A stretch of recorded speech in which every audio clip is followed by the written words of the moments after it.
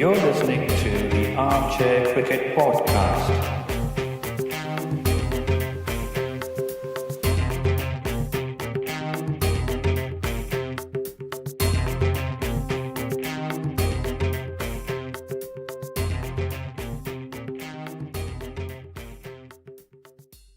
Hello everyone. Welcome to another episode of the Armchair Cricket Podcast. This is a podcast focusing on Test cricket by armchair critics of the game. As always, we would like to thank all our listeners for their support. Please continue to listen to us and spread the word about our podcast to your cricket-loving friends. If you haven't done so already, please subscribe to our podcast on the platform that you're listening to us on, be it Podbean, Apple Podcast, Spotify, Castbox, or anything like that. You can find us there quite easily by searching for Armchair Cricket Podcast. And do not forget to leave us a rating, preferably 5-star rating, and provide your feedback. You can reach out to us by email. Our email address is armchair.cricket@gmail.com. You can follow us on Twitter. Our Twitter handle is @armchaircrickpod. I'm very happy to announce that we have more than 100 followers on Twitter now. Thank you, guys. You can also find us on Facebook. All the links are in the description box below. Now, continuing with our focus on World Cup team selection, we have a feature on South African cricket team. We are joined today by Nakul of Guerilla Cricket fame for this section. I would like to welcome Nakul to this podcast. Hello, Nakul. How are you doing? Thank you for joining us. Hi there, Giri. Pleasure to be on. Good to hear from you. Hi. So, Ajit, are you still there? Hi, Giri. So, first of all, we would like to say, Nakul, thank you for taking part in our podcast, and we would really appreciate your views. And also, you are now a part of the Guerilla Cricket family. They called you Guerilla Panda, did they? Today? Yeah, sometimes the nicknames take a little bit of while to get going. I think this is the very early stages.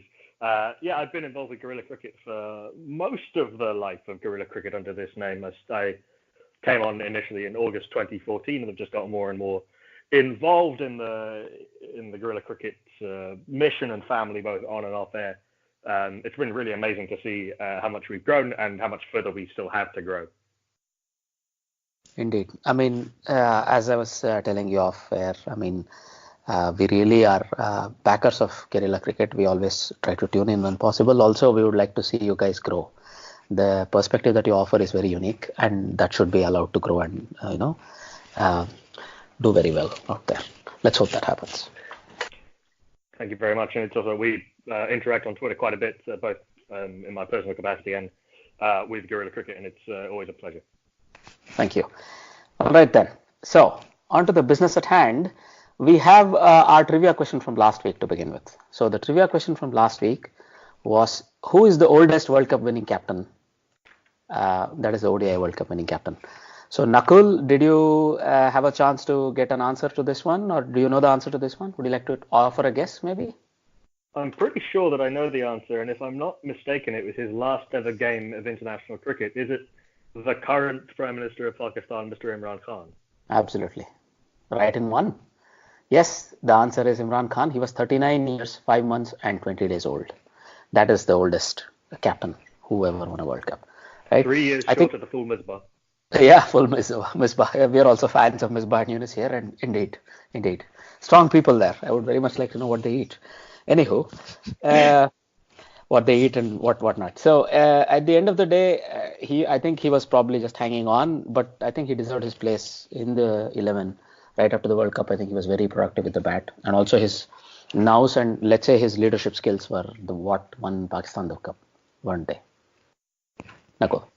It's pretty hard to argue with Imran's achievements in the 1992 World Cup, taking a squad which was kind of composed of players at the extreme ends of the age and experience spectrum. Obviously, when you have the bowlers of the quality of Wasim Akram and Mushtaq Ahmed, you're going to do. You have a chance, but Imran was an inspirational leader, and that Pakistan 1992 World Cup, I'm sure, was formative for a lot of my Pakistani cricket friends of kind of late 20s, early 30s. It's you can't really argue with the results, can you? Indeed, indeed. I mean, they were corner tigers. They had to win 7 or 8 matches in a row. All of it is folklore, isn't it? So, of course, well, also going forward, I think many of the golden generation of Pakistani cricketers were in that team. Inzamam ul Haq, Wasim Akram. I think Waqar missed it due to injury, but also some greats from the 80s, late 80s, and also into 90s. Ramiz Raja, Salim Malik, all of these people, Javed Miandad, they were all in that team. So it was sort of the golden era, you could say, right, of Pakistan cricket, maybe. It's kind of the end of one golden era and the start of another. The Pakistan were extremely strong through the 90s, led by Waqar and Wasim, with the spinners like Suplen and Mushtaq Ahmed, and that batting core built around Inzamam. And as you say, coming out of the 80s generation, the great sort of warring titans of Javed and Imran. Of course. Well, I mean, it was an interesting story. We can probably do an episode on that itself, right? It was quite interesting, what they had to say and do. All good. Okay. Now, I think let's go on with, let's say, the IPL highlights section, Giri. So, what happened, man? You were very happy with RCB. What happened? No, I never said I was happy with RCB. I'm never happy with them. You weren't? I don't even support them now. Were you not the one? I have defected. No. This is amazing you lasted this long. Come on, guys. Don't believe him, Nakul. He's the guy that was circulating all these WhatsApp messages with calculations written on paper, saying how RCB can still qualify for finals. Now he's saying something else. You're right. Yeah. Well, thankfully I didn't do that, because I think it would have been an utter waste of time. Any mathematical chance of qualifying for the knockout phases, I think it's almost out of the window now. Now that they've lost another match, so the victory was basically a flash in the pan, right? So I don't even want to talk about this. It's not worth our airtime, I would say. We're just going to waste our energy talking about it on and on and on. These beggars, come on. Anyhow, I mean, there are all these memes, right? Nakul, I don't know if you're part of any nice Indian communities or WhatsApp communities, I mean. So usually there are all these IPL memes going around, and the one IPL meme for RCB is a guy apparently wakes up from coma in 2050 and he asks, did RCB win? He was waking up from coma when he went into coma now. That's what I meant. And he wakes up from coma after 30 years and he asks, did RCB win? And they said, no, this time the cup is ours. Or Isala Cup Namde, as they said in Kannada. So I don't think that's going to change. RCB, they have such a, I mean, there are myriad of problems. Maybe we don't need to go into that. But, well, let's move on, Giri. How about this awesome crash that Sunrisers Hyderabad suffered? 8 for 15 against Deccan Chargers. I think, Nakul, you were covering it, right? From Guerilla Cricket? I think you seem to have time warped back a few years if you're thinking that the Deccan Chargers are still in the IPL. Yeah, the Sunrisers on Monday. I think actually the game was almost done before the crash started. We were covering it on Guerilla Cricket and just watching David Warner get more and more stuck. He just became almost strokeless towards the end, and similarities actually with the game that's just happened today between the Rajasthan Royals and the Kings 11 Punjab. The chasing team just gets themselves into a huge hole, which means that the lower order have no choice but to try and hit every single ball for six. And not everyone has an Andre Russell lurking in their lower order, and so the collapse happened to be interesting to see how the Sunrisers go against Chennai tomorrow. They've not got a good record against Chennai, but now it looks like they need to win tomorrow just to kind of keep pace with the sort of the rest of the playoff pack. And I think Delhi Capitals being actually good this year has slightly upset everything. Mm-hmm. They've come really good on the right time. They've won 3 matches on the trot, haven't they? So they've upset a few calculations, I'm sure. But I mean, if I were to offer a counterpoint to what you said, Nakul, look, in today's match, the match that finished today just before we started, I think KL Rahul was in a similar sort of a situation, right? He was sort of around a strike rate of 110, 50, 55, didn't he? That's all he made. But when you look at what the rest of the order around him did, they were chasing 156. What today the Kings 11 Punjab ended up with was around 172 or 174 or something. They ended up 182. 182, sorry, you're right. So in that case, you can take that off, because you can take a 25 run off that, because that's all they needed. So they were chasing. So let's give them that 25 run benefit. But I'm going to blame the rest of the middle order here. Kane Williamson 3, Ricky Boy 7, Vijay Shankar 1. Look, that wouldn't do. I know that maybe Bairstow was okay. strike rate of 130, that was fine. Warner was stuck, that happens, but all it takes is one spell of 3 boundaries or 4 boundaries in 5 balls or some such, and that strike rate is immediately caught up. That's how I look at it, at least, right? These great players have that capacity, but the problem is there was also a David Miller today who made a 30, I think, and I think Chris Gayle sort of played what Johnny Bairstow did, but there were people who supported him down the order, is what I'm trying to say. That never happened there. In a chase, he was sort of holding one end very good. That's sort of a bonus.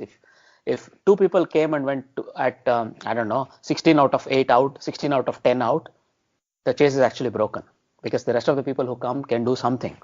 That's why I would like to blame Williamson, Bhui and Shankar and Huda. Huda tried to stick around, but really he did not have any choice. But also they dropped Yusuf Pathan this match. Do you have anything to say, Nakul, maybe? Yusuf had a bad game the game before, including Indeed. dropping an absolute sitter of a catch. I think that the team composition of the Sunrisers has changed this year with the 2 dynamic overseas openers. It means that they've gone away from what was a strength last year with the incredibly settled batting, including kind of the one overseas all-rounder. Last year it was Shakib, and for a lot of this year it's been Mohammed Nabi, who's been superb for the Sunrisers. Someone had to go to get Kane Williamson back into the 11 because they wanted that, because obviously you're not going to drop Rashid Khan. You're not going to drop Bairstow and Warner certainly the way Bairstow is playing. I think Warner's slowed down a little bit towards the latter part of the IPL, although obviously he's always capable. So you've only got one overseas slot. Williamson's going to take it. I think Williamson's innings was poor. I think it just at the time where they needed what Williamson can do is that ability to score quite quickly in quite a risk-free manner, as he did through the whole of last year. I think that his innings, I think you can apply some culpability to him, but really the middle order of the Sunrisers, it's a difficult situation once the run rate starts getting higher and higher and higher. I think a lot of chasing teams have fallen into this trap this year of not giving themselves that sort of buffer zone for a slowdown. Why not try and go harder at the top of the innings? Why not try and be a little bit more proactive at the start of the innings, get ahead of the run rate, and then all the ball's in your court at that point, rather than trying to go kind of at a bare minimum, and then you lose a couple of wickets or there's a couple of tight overs from the spinners, as happened the other day, and then you're into a situation where it's, you need a Dre Russ type innings, and not everyone's got a Dre Russ. Even Dre Russ can't do it every game. No, he can't. Well, I mean, to wrap it up, I think a lot of credit goes to, I think, Himapal and Mishra. Between them, they had, I think, a 6-7 hour spell together where they sort of completely took the momentum out of the game as far as, Sunrisers was concerned, because they completely bottled them. And that's where, Williamson 3 of 8, Bhui 7 of 12. It's not bad in the context, in an overall picture. It's not too bad, but in this context, it's not good, right? Because Warner was stuck. So anyway, that was a very interesting collapse. I mean, it was almost Sidhu-esque, as you would say, Jalandhar cycle stand collapse, so 8 for 15 or whatever. But that was surprising. It showed how paper thin the middle order is. Even though there are big names on paper, the middle order is very thin, right? So they have some thinking to do. I think they lost 3 on a bounce as well, Sunrisers. They started really well, but something for them to think, right, Nakul?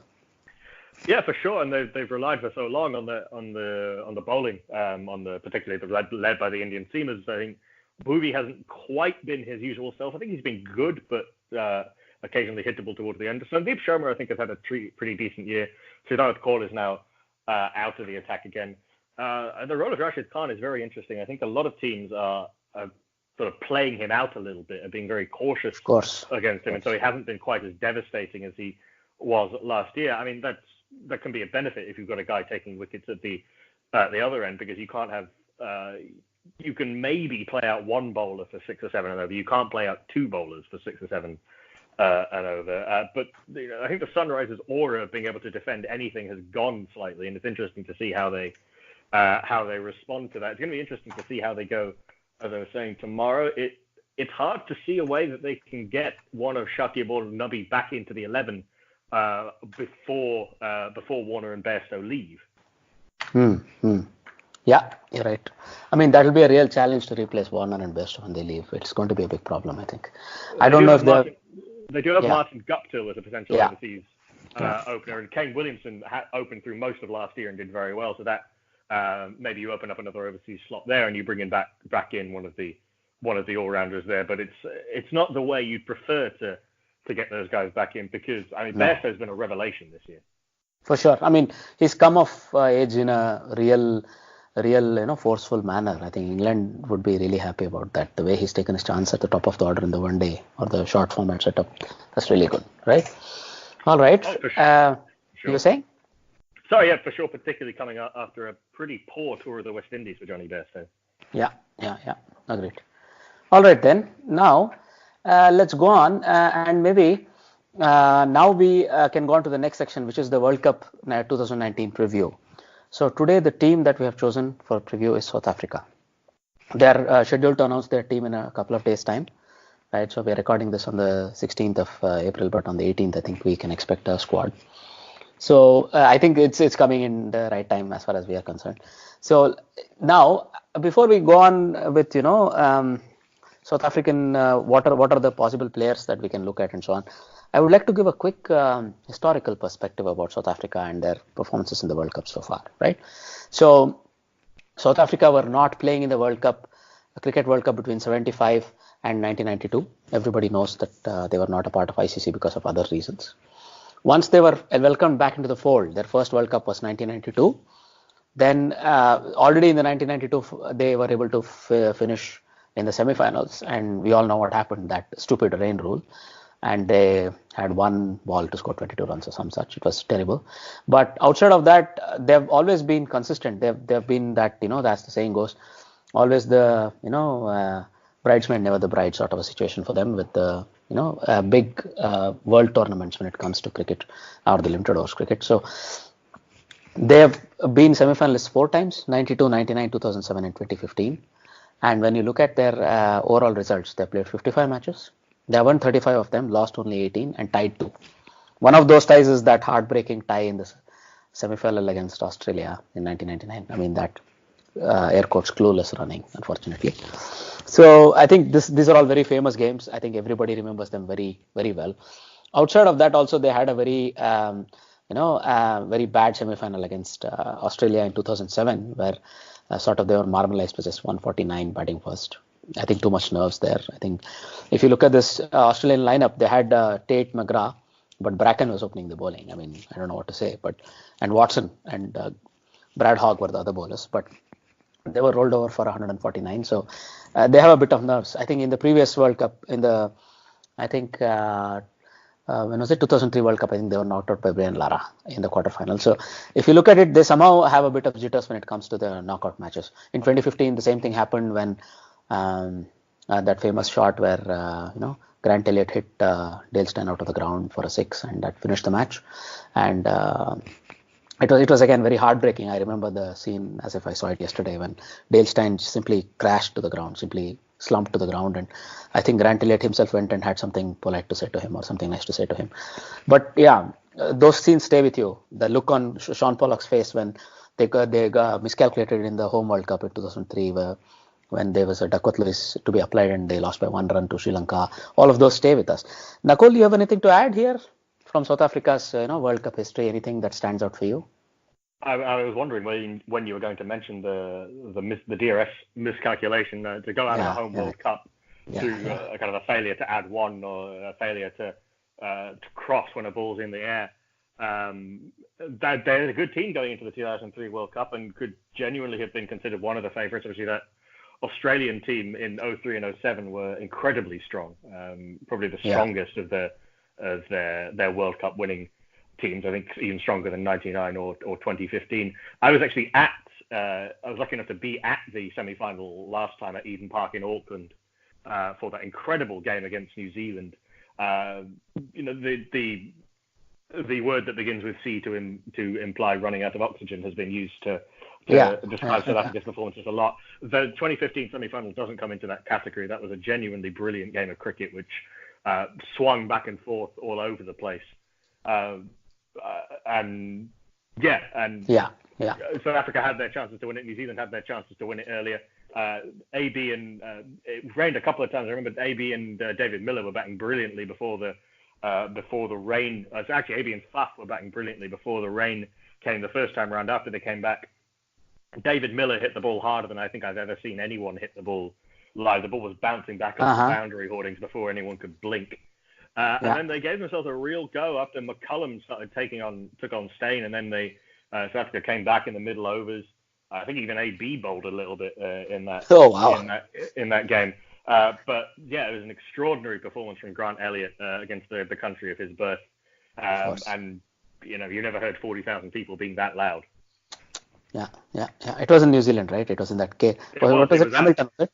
It was at Eden Park in Auckland. Basically a rugby ground. Very short, straight boundaries, but the stands kind of bow in towards each other, so the noise stays in the ground and it bounces around in there. And it was an extraordinary game and an extraordinary atmosphere. It must have been quite a theatre to witness that. It was quite something. It's one of the best games of cricket I've ever seen live. Oh, lucky you. I can imagine. I've had a chance. Well, I mean, I have a fantastic record when it comes to home teams and cricket matches.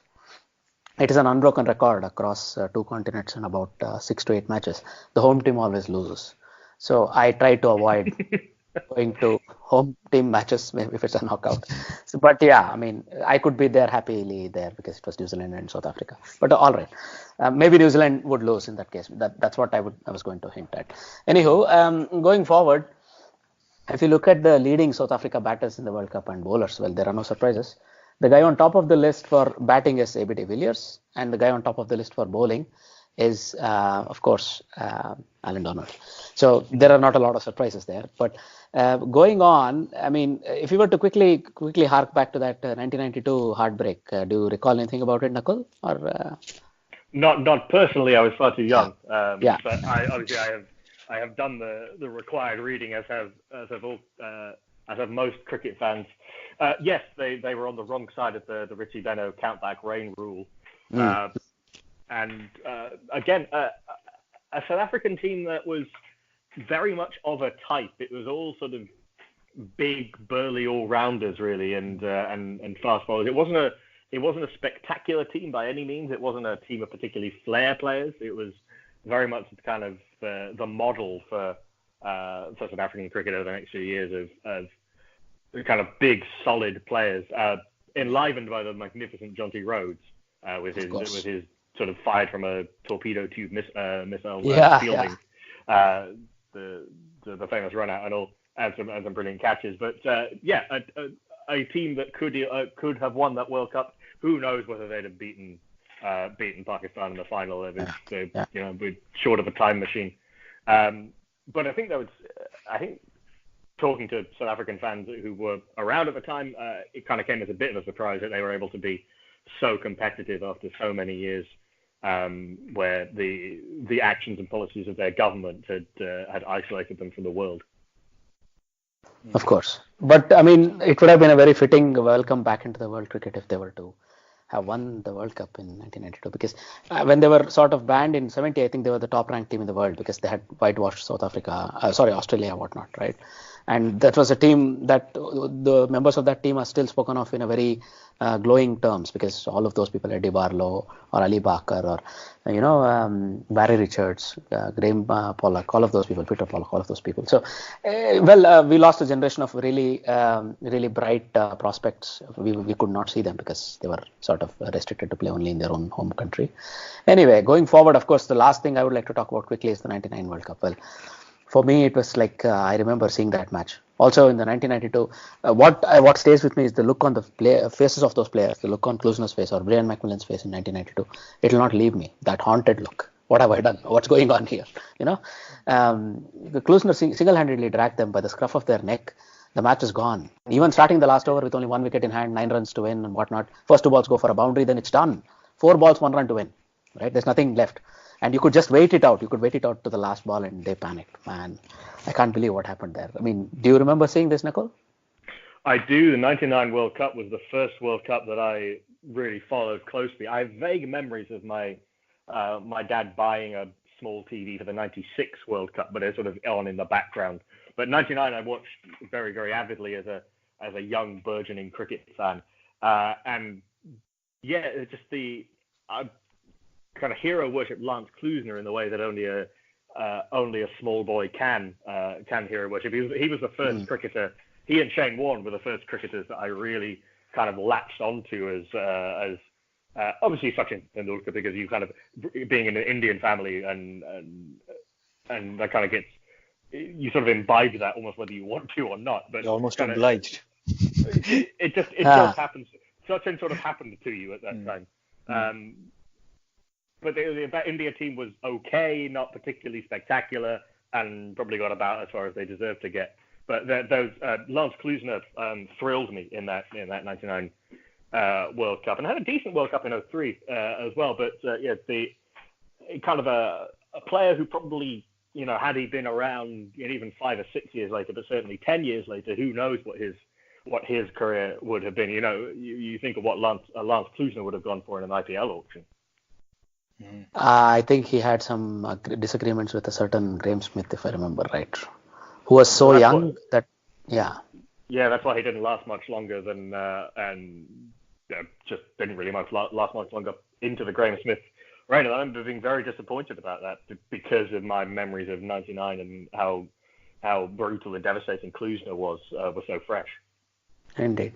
I mean, he was the prototype, right, of all these hitters that we see now. Anyway, so now if we were to go on to the, the set of players that could sort of make South Africa's squad for 2019 World Cup. So I think you have a squad of your own, and we have sort of come up with a squad on our own as well. So shall we do it like this, Nakul? We'll first go through our squad. We'll just, let me put it the other way. You can start by saying your squad. You're the guest. So, our culture says the guest gets the preference. Why don't you come up with your squad first? And then maybe we can go through our squad and we can see the differences. Not a problem. So the way I've done this is that I've gone for a sort of a probable starting 11 and then the 4, not bench players, but the 4 sort of the other squad players who will come in maybe as the tournament progresses. So I've got Hashim Amla and Quinton de Kock opening, Rossi van der Dussen, Faf du Plessis, David Miller, JP Duminy, Andile Peklakwayo, Kahisa Rabada, Dale Steyn, Imran Tahir, Lungi and Gidi. Then my sub-batter is Reza Hendricks. My sub-all-rounder is Dwayne Pretorius. My sub-spinner is Tabrace Shamsi. And my sub-seamer is Anrich Nokia. Well, I mean, that's a fantastic squad because I see only one difference, literally one difference. We've picked Hashim Amla, you've picked Reza Hendricks. I picked Hashim Amla and Reza Hendricks. Then whom have you left out? Aidan Markram, possibly. Yes, Aidan Markram is the player I've left out. All right. So let's go into that. I mean, look, our squads are 13, 14, the same, so to say, or yeah. So it's you have Reza Hendricks, we have Aidan Markram. So let me go into this. First of all, if you were to look at the opening slot, you have chosen Amla to open, have you? With Rasif contribution? I've got Amla and de Kock opening. I don't see any reason. I don't see any reason to break up that partnership. I think they complement each other beautifully. De Kock is in superb form at the moment. He was brilliant for Mumbai the other night, and as he was at the weekend of a losing cause. And he hits the ball. I think he really underperformed in the Champions Trophy in England, but I think he could be a star of this World Cup. He just hits the ball so cleanly, and he's devastating when he gets going. And I know there's a lot of talk about Hashim Amla. There's always been talk about Hashim Amla. He's one of those players who attracts criticism when he's not playing well, and he is a little bit older, but I think he's an extraordinary one-day international player. Averages over 50, scores at a good rate, and has done so for many, many years. Scores, I think his strike rate's in the low 90s, and it has been since a time when that was not a commonplace thing. Fastest to every single 1,000-run milestone that he's scored. It's only the fact that Virat Kohli has played so many more games that he's been able to rack up these kind of first to 10,000 or so. But I think Amla is the fastest from every milestone from 2,000 to 8,000. His consistency has been incredible, and I think it would be a huge mistake for someone of that class and experience, and proven in England conditions as well. He was very, very good in the Champions Trophy last year. He's someone who can score it close to a run of ball with minimal effort, seemingly. I don't think that. I think if you've got to be really sure if you're leaving a player of his class out, and I certainly don't see that Aidan Markram has put the ODI numbers together to warrant that. Well, I mean, for and me, yeah, go on. and then you're looking at the guys like Rassi van der Dussen and Peter Hendricks, who are relatively new to the 11 or new to the South African setup, and who can complement and who may benefit from Hashim Amla's experience. And I wouldn't break up that opening partnership. Yeah, that makes sense as well. So practically, I agree with everything you said. I have not a lot I can say against that. It seems very reasonable for me. And for me, well, let's go down the order then. You would have Rassi van der Dussen at 3, maybe, or Faf du Plessis at 3 and Rassi van der Dussen at 4, one way or the other, right? Then going down, David Miller. I have Rassi van der Dussen at 3 because that's where he's been performing strongly for South Africa. I think Faf seems. I think that makes sense as a balance to an order for me. Fair enough. And that's not something I can argue with at all. And then you would have probably then David Miller, JP Duminy, 5 and 6. That's correct, yes. Yeah. Then you would have, let's say, a couple of all-rounders. You could have Dwayne Pretorius and Andile Pehluwayo. Then possibly you have 2 fast bowlers. Maybe, you could have either, I would say Rabada and Dale Steyn definitely start, right? And then 1 spinner, maybe Imran Tahir. Or maybe even Lungi Ngidi gets in. I don't know. How do you look at that? Yeah, well, my 11 has the tail's a little bit long because you've got the three pace bowlers of Rabada, Steyn, and Ngidi with Tahir. I think Tahir and Rabada are absolutely kind of write them in stone. No one's going to win this World Cup or get far in this World Cup without a good spinner, and Imran Tahir is one of the very best. And Rabada's world class also. Steyn, white ball performance are not his strongest for sure, and he is closer to the end of his career than the start by a distance and coming back off these injuries. But he's still quick, he's still hostile, he still has the ability to be very dangerous if used correctly. Lungi Ngidi, obviously fitness permitting, will be a very, very important player for South Africa. Ditto Nokia, who obviously has also missed the IPL. I think there's an element of the South African selectors being very cautious with their fitness to make sure that they're absolutely fit for the World Cup. So I've just got sort of 2 all-rounders. You've got Duminy and Pehluwayo in there. With Dwayne Pretorius as the backup all-rounder. There is an outside case for Chris Morris, but I think that it would be, I think it is an outside case. Right. I mean, for me, then it more or less comes down, and of course the additional spinner is the Braid Shamsi. We both picked the same guy. Yeah. Right. So that sort of goes good. I don't see anybody else on the horizon who could really go along with Imran Tahir. That seems right. And you always have JP Duminy in the 11 who could also bowl a few overs, right? And who's contrast. These both are wrist spinners, and he's a finger spinner. So it's always good, right? So that's and I think. David Miller, I think, was it David Miller? No, I'm sorry. That was not David Miller. It was the other guy. It was, I think, Colin Ingram. He bowls some fairly filthy leg breaks as well. Yes, Colin Ingram is not eligible for the South African selection. Yeah, unfortunately not. Anyway, no, I somehow confuse these two all the time. So I thought it was David Miller. Then I realized it's Colin Ingram. So anyway, coming back. So this brings us to the one slot that we disagree on, Reza Hendricks versus Aiden Markram. So would you like to say why you chose Reza Hendricks? And I'll probably try to, I'll try to counter you with why I think Aiden Markram should go. Yeah, I can happily put my case. Aiden Markram is obviously a potential world superstar in future, but his ODI numbers just don't stack up. His strike rate doesn't stack up for him to be, his average doesn't stack up for him to be at the top of the order, and his strike rate doesn't stack up for him to be in the middle order. I just don't see a place for him at present. I think he could well become a very good ODI player in the future, but you don't pick World Cups for the future. Reza Hendricks, ever since he's come into the South African team, has performed strongly. Against, it was a semi-second string Pakistan attack, but it's still a decent Pakistan attack. Still had Mohammad Amir, still had Junaid Khan, still had all those guys, and he performed very strongly throughout. He's never let the South African down when they've asked him to perform in a variety of different roles. And I just think he balances the team and the squad really well. Aiden Markram, I'd go back in particular to when India toured at the start of 2018. I think a lot of people, I was speaking to a colleague of mine, occasional colleague of mine in Guerilla Cricket, Daniel Gallen, who writes in Wisdom, that he's of the mind that his quick elevation to the captaincy in a sort of latter-day Graham Smith move kind of ruined Aidan Markram for a little bit, and it put too much pressure on him in one-day cricket to kind of to be the man from the very start, and I think it's held up his progress as a one-day player. I don't see that the case is strong enough. Fair enough. So my counterpoints would be sort of everything you say sort of makes sense to me, because one thing I definitely agree on, which I can't debate too much about, is they wouldn't want to find another Graham Smith. I think that was a one-off. It worked great. But I think Aidan Markram should be allowed to develop on a normal basis, maybe 28, 29, when he's ready in another 4 or 5 years of time.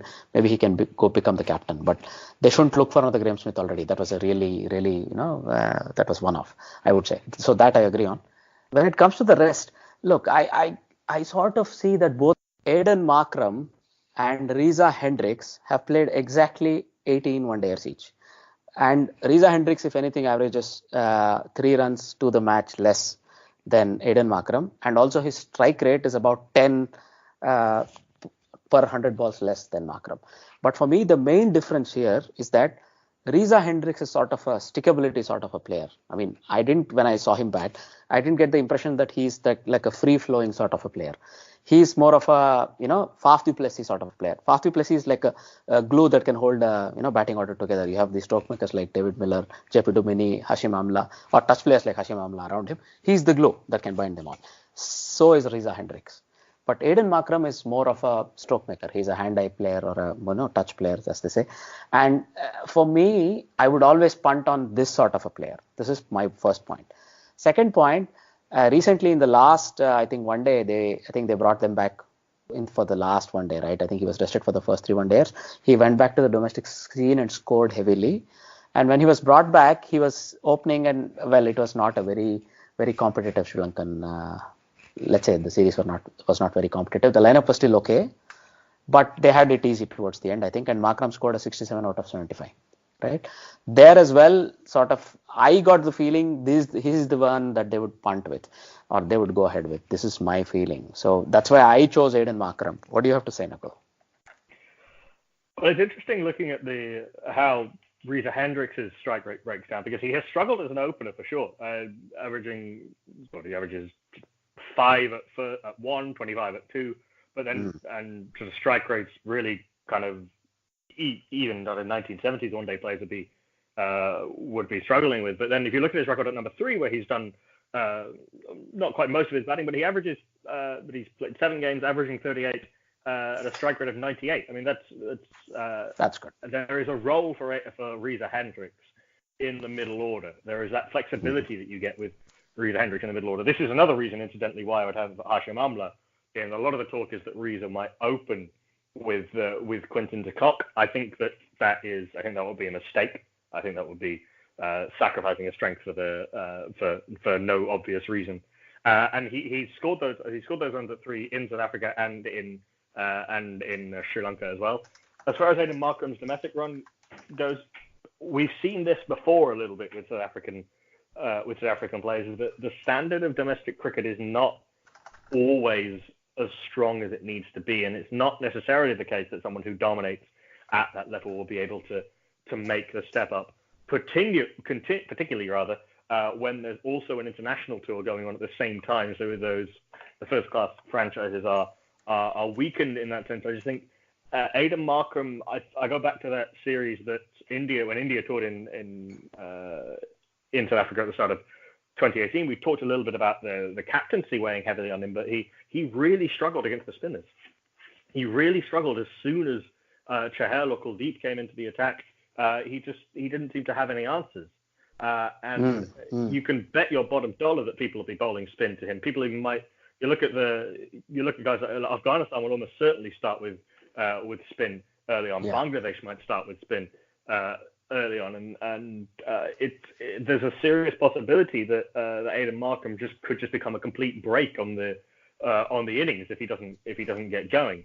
And I think there's more danger of that with Markram than there is with Reza Hendricks. Markram can play one way, and when he plays that way, as you say, a touch player, very good on the up, very good against sort of traditional style pace bowlers. Looks $1 million. That's, you're not denying it. You watch Aidan Markram cover drive and you think this guy's got it. Yeah. But I think that you're looking certainly in the way my squad is selected and the way that I would like the South African squad to be constructed.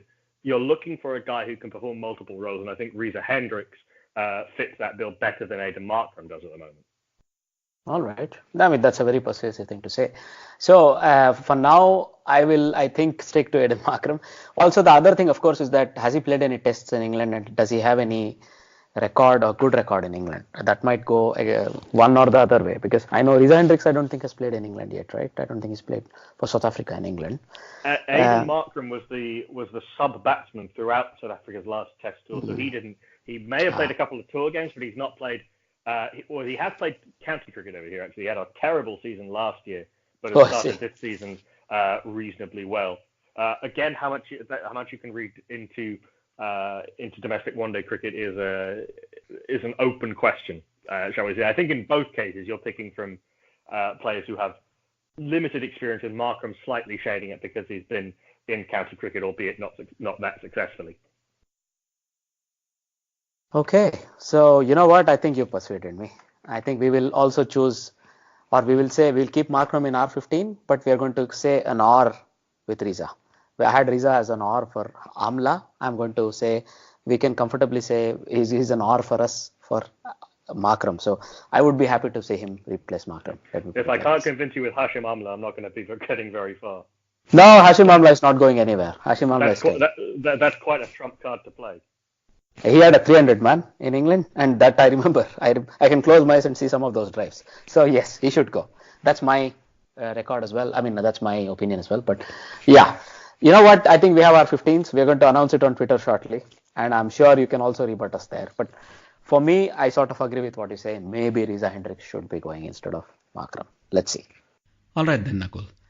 What do you think are South Africa's chances at the upcoming World Cup?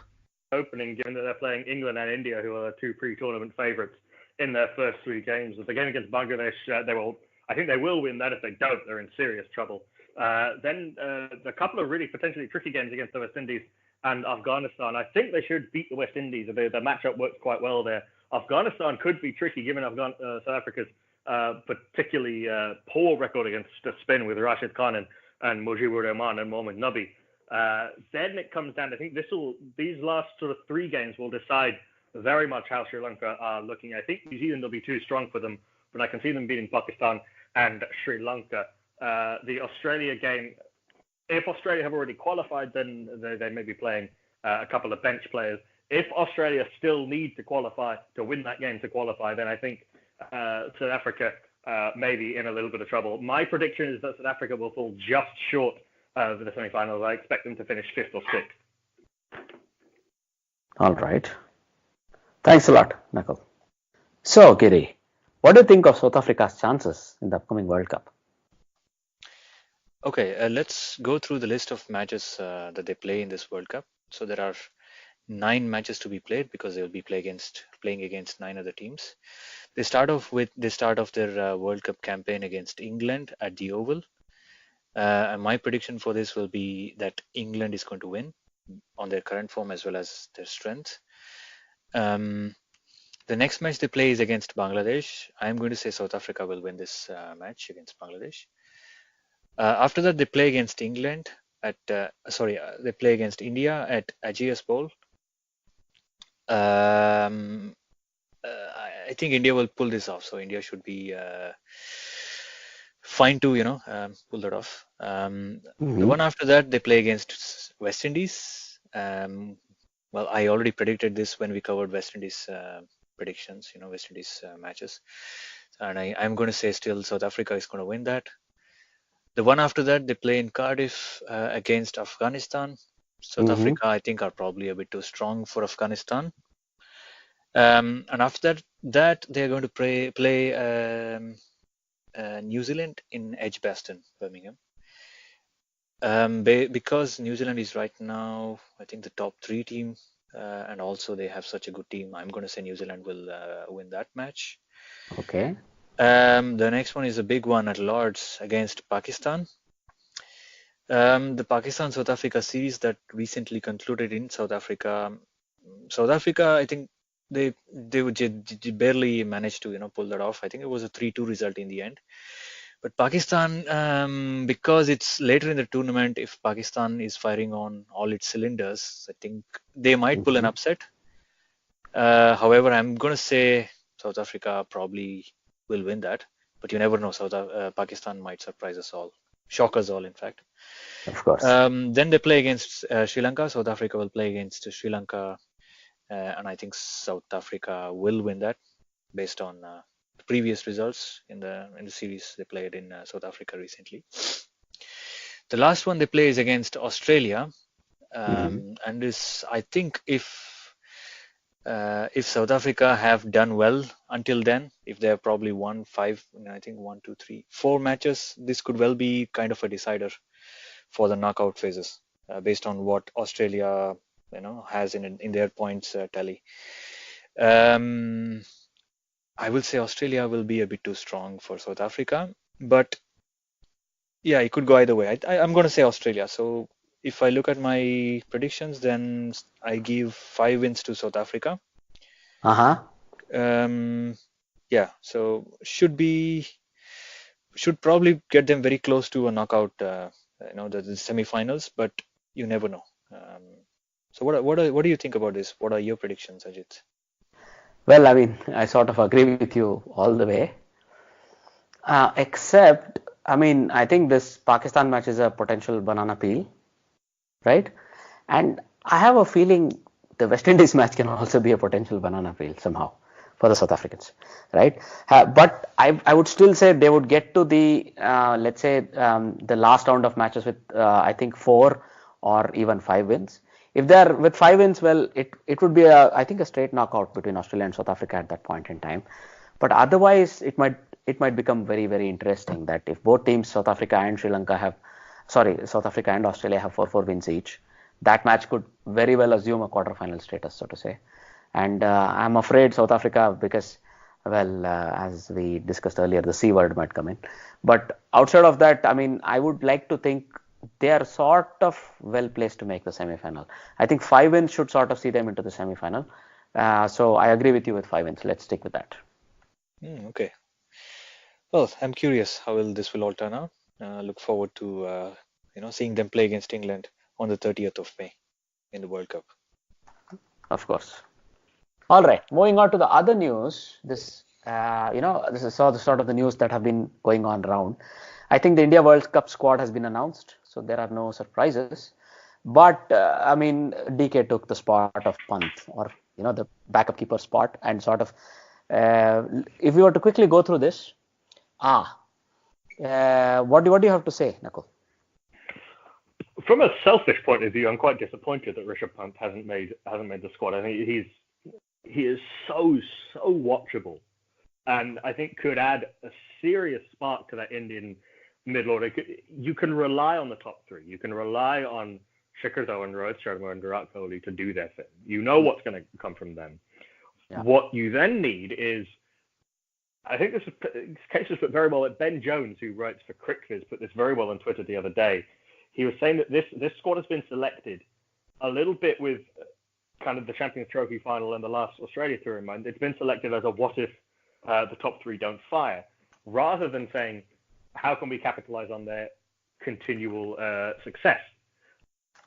And I think what you have with this selection with KL Rahul, with Dinesh Karthik, although Karthik is unlikely to play, so MSK Prasad said the other day, the chairman of selectors, unless MS Dhoni is injured.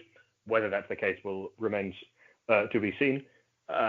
It's a kind of insurance policy that's been selected with the middle order. I would have loved to have seen going in with Pant as a specialist batsman, Dhoni down the order with keeping, and let Pant and Hardik Pandya try and slaughter teams after a good start. But I can see the logic behind what they've gone with. I think Ambati Rayudu is a little bit unlucky, frankly, given that he's been the incumbent number 4 for quite a long time and has and has performed in a number of different scenarios, and is someone who can kind of rescue an innings on the very rare occasions that it has been needed. But they've gone with DK. They've gone with his so-called clutch hitting, clutch ability, and the fact that he's an extra wicketkeeper as well. And Rahul, we all know how talented Rahul is, and would love to see him succeed. Well, I mean, not many surprises in the bowling. Yes, I mean the bowling sort of selects itself. You're absolutely right. I mean, I offered a counterpoint to what you said already for Pant. As eye-catching as he is, I can't see Dhoni bat at 4 or Jadhav bat at 4. And I think because of the right arm filth in air quotes that Jadhav offers, he would always be in the 11. That basically means, we have to sort of push Pant at 4. I don't think Pant is really equipped to bat at 4 in England because it can become a bit too tough for him against a swinging ball, right? So anyway, the ball is not going to be swinging in the middle overs. This is not going to be the same kind of pitches that we saw in the Test series where the ball was moving all over the place. In which, incidentally, actually Rishabh Pant did quite well, particularly that 100 at the Oval, albeit it was the flattest pitch of the series. These are going to be very different conditions. English ODI pitches and List A pitches have been roads over the last couple of years. Trent Bridge, you see 400 and scored quite regularly. The Oval's going to be a road. I understand the logic behind the selection they've gone with. I would have preferred it to go another way, and I've given my reasons for that. But I can see the logic behind the more conservative selection, shall we say? Yeah. It seems reasonable, but I'm absolutely also agreeing with you that Ambati Rayudu should have been picked. That was sad, right? All right, but the current 15 would you have left him out for? Jadeja, really? Yes. Interesting. Jadeja's in because he can bat. Yeah, exactly. I know. They're not going to play. Three. They might end up playing Jadeja and Kuldeep if they want to get Shami into the team, because you're not going to go in with, if you're going with with Shami, Bumrah, Kuldeep, and Chahal, you're batting with 2 10s and 11. I think Jadeja does actually balance things quite well. He's got a surprisingly good record in England for a guy who you wouldn't expect to, with both bat and ball in the last couple of Champions trophies. Exactly. I think that was the deciding point. You're absolutely right. I mean, I think they had this big presentation, this data analysis presentation or some such, this SWOT analysis that was presented to them. I think that may have swayed the selectors in sort of also picking Jadeja. I think also the captain likes him. Kohli likes to have Jadeja in the 15, that flexibility that he gives, right? So this SWOT analysis may have been, this is something new, I think, coming that sort of BCCI is sort of a very hegemonic and a very old school sort of an organization. To hear that they actually were willing to sit and listen to a 3.5-hour presentation from the CKM Dhananjay, who's the data analyst of the team, a 3.5-hour presentation, SWOT analysis presentation that they did for all the World Cup hopefuls and so on and so on. That's quite crazy. I mean, that's very almost revolutionary, right? So maybe what you said was exactly what was presented to them, and that's why Jadeja was chosen ahead of Rayudu, possibly, right?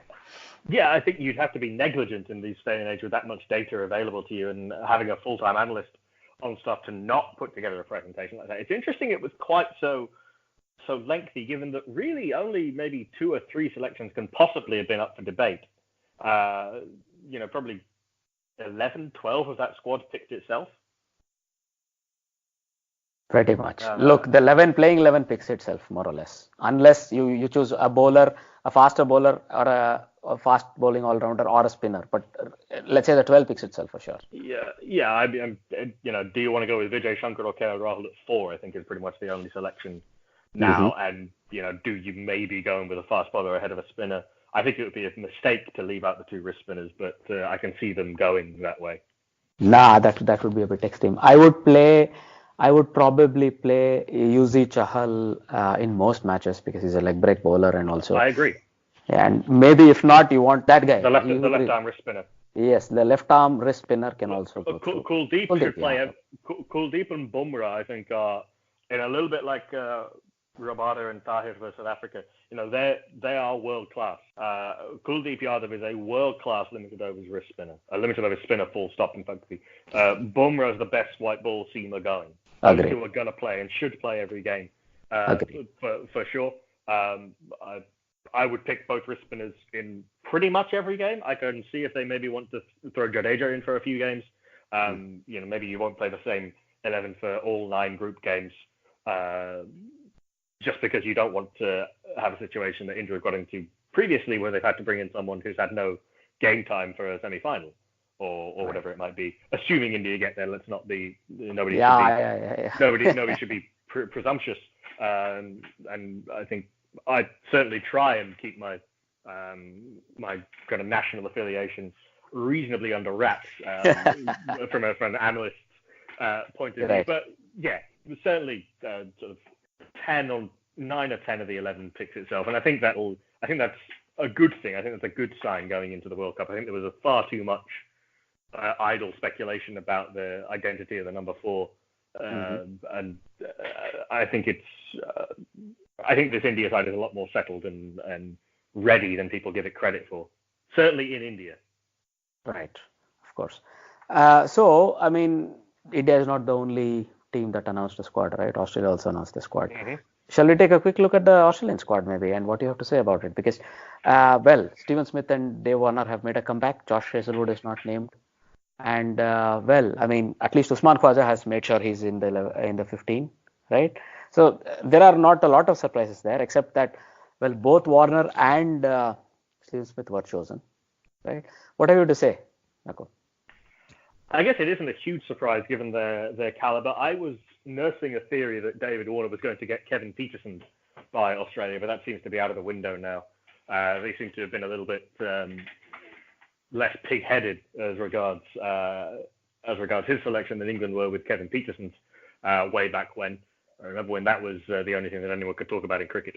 But Smith and Warner coming in is not a huge surprise. I think Warner, I think they will be in the first choice Australian 11. It's very harsh on Peter Handscomb, who's batted very well, but he may have a chance. He'll be with the Australian A Tour that's touring England at the same time. And if there's an injury to someone, or if there's an injury particularly to Alex Carey, then he may come in. Incidentally, I think Carey's quite lucky to have kept his slot as the wicket keeper. Handscomb could easily have come in as the sole keeper. Hazelwood's been injured a lot. He's not really played very much, and he doesn't have what Mitchell Starc has, who has also been injured. Starc at his best is absolutely unplayable. And again, if fit, will walk into the Australian 11. I can't see them going in with 2 spinners in an 11 unless it's a very slow pitch. As I'd imagine Zampa will be the first choice spinner, but you wouldn't expect there to be too many surprises given the run that Australia have been on just in the last couple of months. I say run, really just that series against India, because frankly, a few months ago, I wouldn't have been at all surprised if Australia were battling it out with Sri Lanka for the wooden spoon. Well, I mean, they've come a long way from there, haven't they? I mean, all their performances were on subcontinent, air quotes pitches, but still, it's fine. I mean, the confidence you bring into the winning momentum, they say 8 matches on the bounce, winning is not something simple, right? So that must count for something. Also, Aaron Finch, I would hate to say this, can offer you a few overs, so can Glenn Maxwell, right? Glenn Maxwell, well, yes, but Aaron Finch too, don't forget him. He did a very reasonable job in the Asian conditions, so to say. And Nathan Coulter-Nile has been chosen. So this was something, Jai Richardson and Nathan Coulter-Nile, I was expecting only one of those two. Jason Behrendorff is cut price, Mitchell Starc. But Mitchell Starc is the X factor. You can't keep him out. Pat Cummins is not just a workhorse, but he can be the strike bowler when required, right? They have a very balanced bowling lineup. There's nothing to debate there for me, at least. And Zampa would start ahead of Nathan Lyon. That's what I would say, because Glenn Maxwell is already the off-spinning option in that team, right? So, well, I mean, all in all, that's a very balanced lineup, I would say, 15. What do you want to conclude with, Nakul? I think a lot of people in England who have long and painful memories of Australia winning everything are talking Australia off as potential World Cup favourites. I'd say that they're competing for the semi-final, for the kind of 4th semi-final slot, along with a few other teams. They do look better than they have done at any point in the last probably 3 years. I don't think and incidentally, the fact that they finally consistently selecting Glenn Maxwell has quite a bit to do with that. But they've got a surfeit of very good top order players.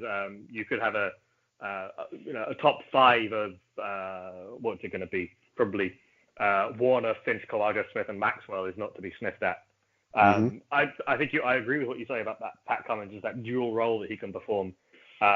Is one of very few. Those cricketers who can do that come along very, very rarely. Australia haven't had a guy like that since Ryan Harris. Precisely the guy I would have taken. And Pat Cummins now seems to have a lot more physical stamina than Ryan Harris, who was, alas, incredibly injury prone. I think Cummins, Stark, and one of Jai Richardson, Berendorf, and Coulter Nile with Adam Zampa is a handy bowling lineup for certain. And if Mitchell Stark's anything like his best, watch out. And Marcus Stoinis will probably complete the 11 with his hitting and occasional not occasional, but sort of bowling 5 or 6 overs here or there. It is a balanced team. Whether it's a team that can win the World Cup, I'm not as I'm not scarred by Australia quite as much as them. But I don't think it's a team that should be a World Cup favourite, but I think they are a decent bet for the semi-finals. Well, we are reviewing them as the 4th favorite team in the World Cup. So, we think they'll be in the semi-finals. Let's see if that's true. So, the other team that has also announced their 11 in the they announced it today, is Bangladesh. So, did you have a chance to look at it, Nakul, maybe?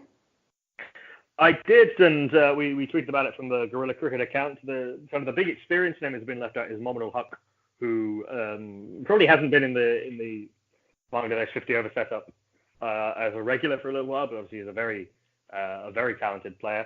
The surprise, I guess, is Abu Jaid, the seamer who's never played an ODI, has been called into the World Cup. This can work very well, and I think under a leader like Mushrafeh, a new guy can really flourish. Mushrafeh, I'm a huge fan of his as a player and as a captain. I think he's an inspirational leader for Bangladesh, and I think he brings in new players very, very well, despite the occasional interference of the board. Lipton Das, I think, is a very good opening partner for Tamim Iqbal.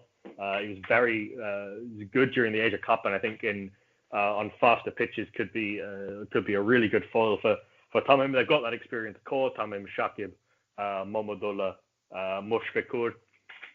A little bit light on the spin bowling, honestly. I think Mehdi Hassan is the only specialist spinner in the squad, along with obviously Shakib, who counts as an all-rounder. Mehdi, I think, in English pitches, on these English ODI pitches, on flatter pitches, could be hittable, frankly. And I think a lot rests on how Mustafizur goes, because he looked back to his best during the Asia Cup. He looked really confident. The only and he particularly well in the Asia Cup final, but had an awful Champions Trophy on pitches that'll be much closer to what we'll see at the World Cup. Bangladesh Bangladesh could easily win a few games. I don't think they're semi-final contenders. No. I think we gave them 3 events each, if I'm not wrong, me and Giri. But I mean, for me, there are only 2 contesting points. They don't have a backup opener and they don't have a wrist spinner. Only 2 things that sort of comes as a surprise, because Lytton is slated to open with Tamim. They have not gone for a more seasoned or a more traditional sort of a bunt the new ball sort of an opener, somebody like Imrul Kais possibly, or even the other guy, I forget his name, the guy who opens for not Mominul Huq, was it? Yeah, Mominul Huq. So I would have chosen him just to get the shine of the new ball, because Tamim can attack. You need one guy to hold fort, so to say. But never you mind. I mean, those were the only 2 talking points. But they don't have many wrist spinners on the radar anyway, I think, Bangladesh. So it was interesting. Bangladesh has always been historically left-arm spinners, but finger spinners as well. Mehdi Hassan broke into Test cricket with a spectacular series against England that we covered, and really loved watching him bowl. He bowls very differently in ODIs. Imrul, you're right, I forgot about Imrul, is the other, got a big selection, or non-selection as it were. They've gone for the sort of utility batters in Soumya Sarkar and Sabir Rahman. I think both of whom have opened intermittently, and Soumya can bowl a little bit of medium pace, was occasionally very handy in the Asia Cup. I think his spell against Pakistan got Bangladesh into the Asia Cup final. Sabir Rahman bowls a little bit of leg spin, but I don't think can be relied upon particularly. Off spin, if I'm not wrong. But is he an off spin? Is he another? Yeah. But he's a part timer.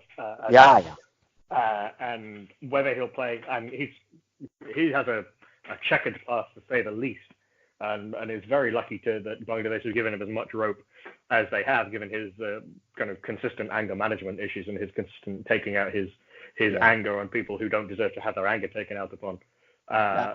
One of those, tantrum kids on the scene like Umar Akmal. I was wondering if Umar Akmal was going to be the next guy, because I don't think Umar Akmal has ever beaten up a fan, but.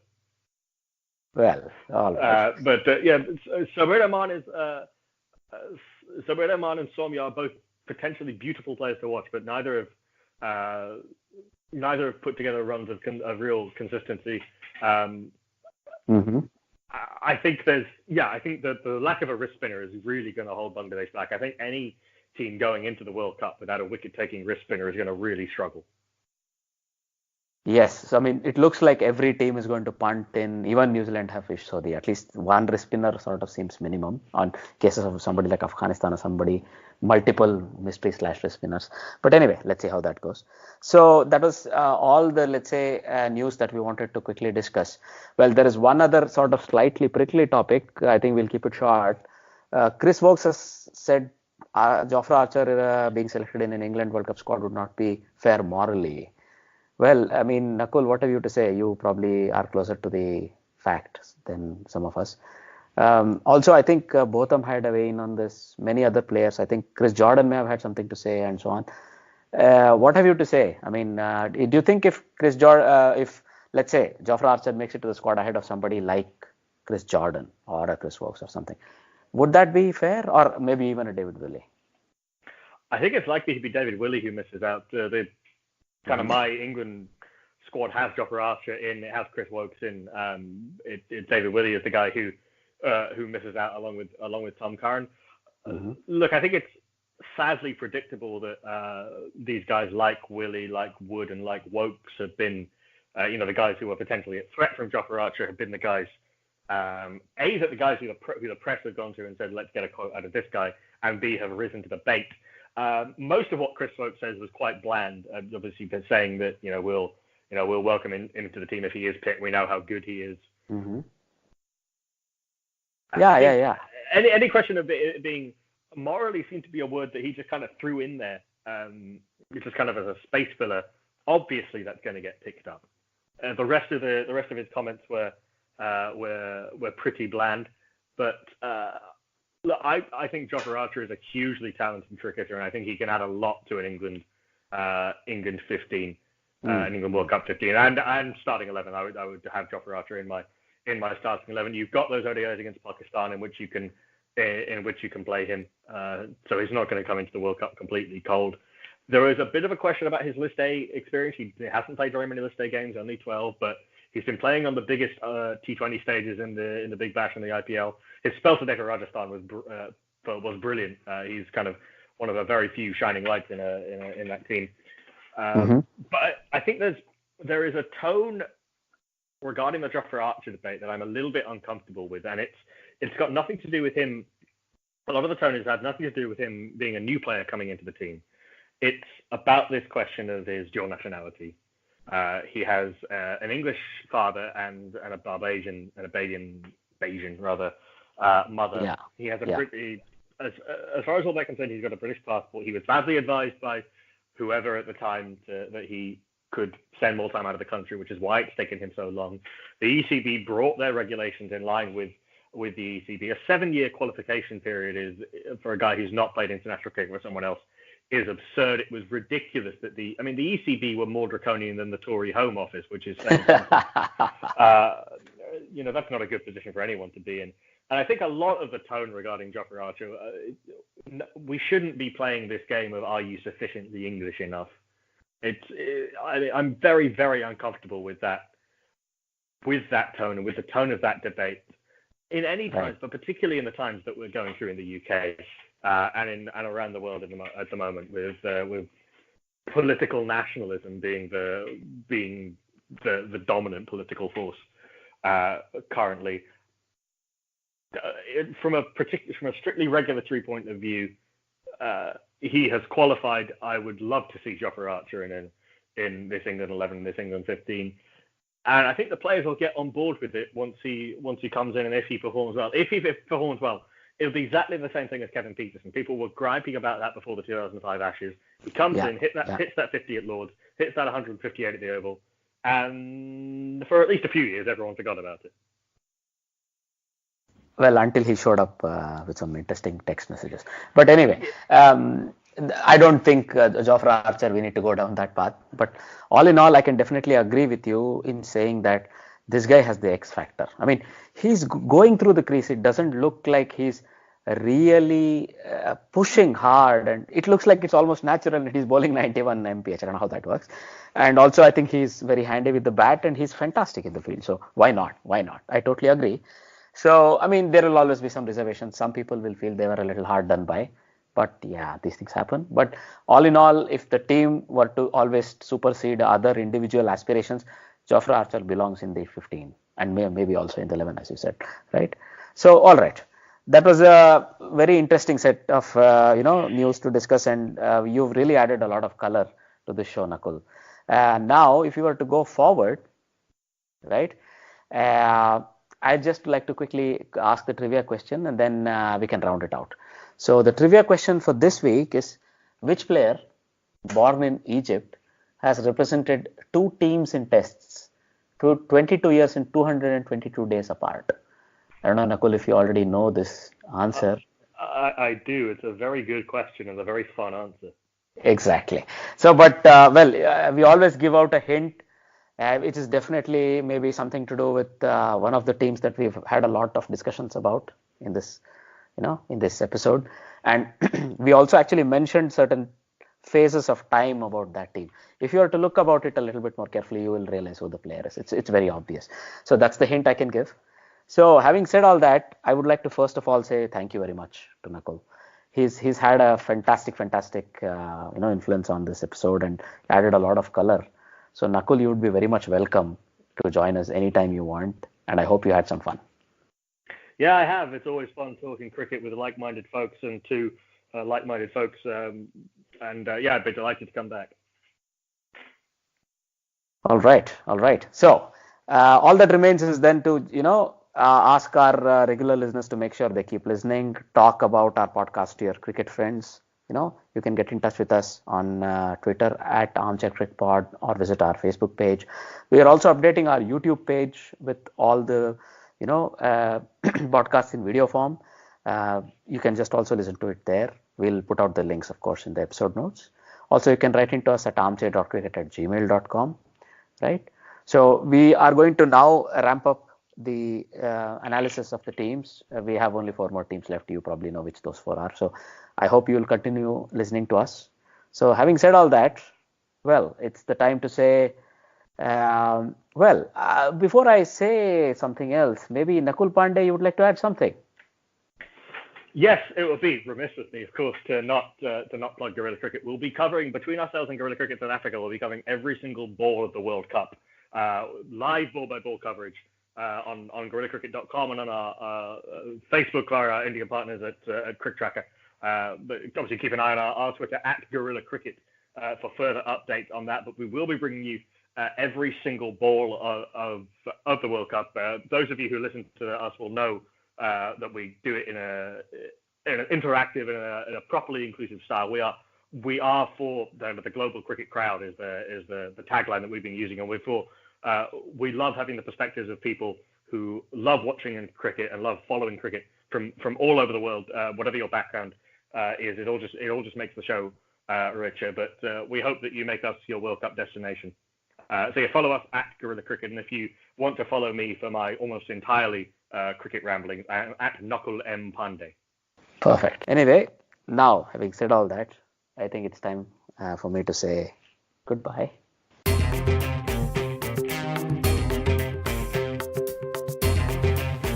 You're listening to the Armchair Cricket Podcast.